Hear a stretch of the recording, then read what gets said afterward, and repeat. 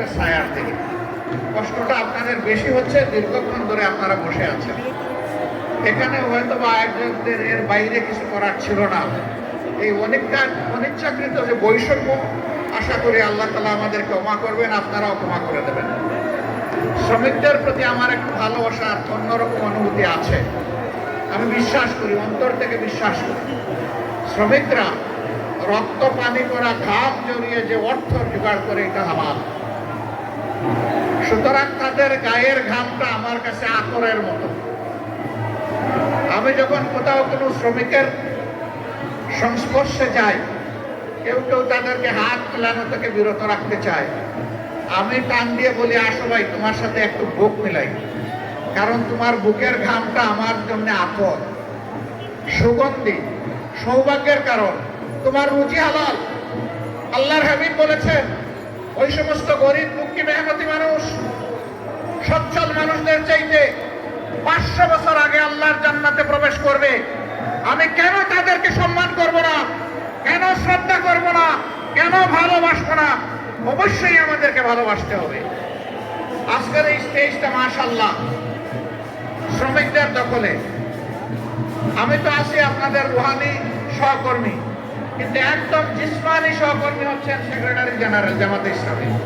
তিনি শ্রমিক কল্যাণ ফেডারেশনের কেন্দ্রীয় সভাপতি ছিলেন। এরপরে বসা আছেন আমাদের নায়েবে আমিরদের মধ্যে যিনি বয়সে জ্যেষ্ঠ, জনাব অধ্যাপক মুজিবুর রহমান সাহেব, তিনিও আপনাদের কেন্দ্রীয় সভাপতি ছিলেন। এরপরে আরেক নায়েবে আমির, তিনি বর্তমান কেন্দ্রীয় সভাপতি। একজন মাত্র নায়েবে আমির বাকি আছে, ডক্টর সৈয়দ আব্দুল্লাহ মোহাম্মদ তাহের। আমি ভাবতেছি তাকেও কোনদিন টান দিয়ে আপনারা কেন্দ্রীয় সভাপতি বানায় নেবেন, আর আমার বলা শেষে ইনশাআল্লাহ। কাজেই শ্রমিকদেরকে আমরা কিভাবে মূল্যায়ন করি, এই বিষয়টা আজকের স্টেজে একটা তার প্রতিচ্ছবি। আলহামদুলিল্লাহ, আমরা আসলে মানুষের মধ্যে কোনো বৈষম্য দেখতে চাই না, এবং মানুষকে তার কর্ম, শ্রম কিংবা শিক্ষা অথবা পেশাগত জীবন দিয়ে আমরা বিবেচনা করতে চাই না। মানুষ আশরাফুল মখলুকাত, দল ধর্মের ঊর্ধ্বে উঠে আমরা মানুষকে সম্মান জানাতে চাই, এবং এরকমই একটা বাংলাদেশ গড়তে চাই। সেই বাংলাদেশটা আল্লাহর কোরআনের ভিত্তিতেই সম্ভব, রাসূল মুহাম্মদ সাল্লাল্লাহু আলাইহি সাল্লামের মাদানী শাসন ব্যবস্থার মাধ্যমে সম্ভব।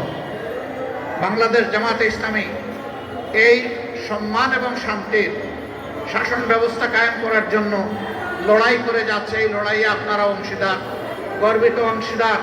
আপামর শ্রমিক জনতাকে এর সাথে সম্পৃক্ত করার এই লড়াই আপনাদেরকে অব্যাহত রাখতে হবে।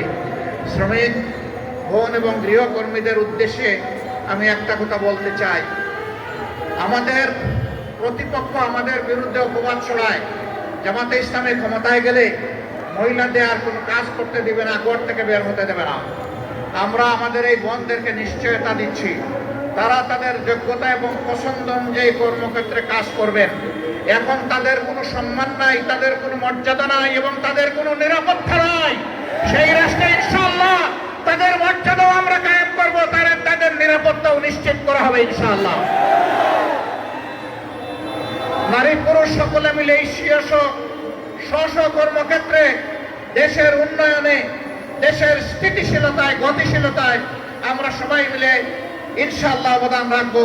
সেই সাম্যের সোনার বাংলাদেশ গড়ার সংগ্রাম সেই দিনই আমাদের থামবে, যেদিন মানুষের ঘরে ঘরে সুখ, শান্তি এবং মর্যাদা পৌঁছে যাবে।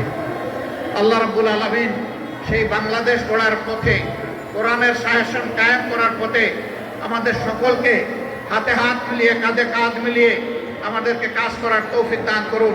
শ্রমিক কল্যাণ ফেডারেশনকে অন্তরের অন্তঃস্থল থেকে আজকের এই বিশাল সমাবেশে দাঁড়িয়ে দুটি কথা বলার সুযোগ করে দেওয়ার জন্যে আমি কৃতজ্ঞতা জানিয়ে, আপনাদের সকলকে ধন্যবাদ জানিয়ে আমার বক্তব্য এখানেই শেষ করছি।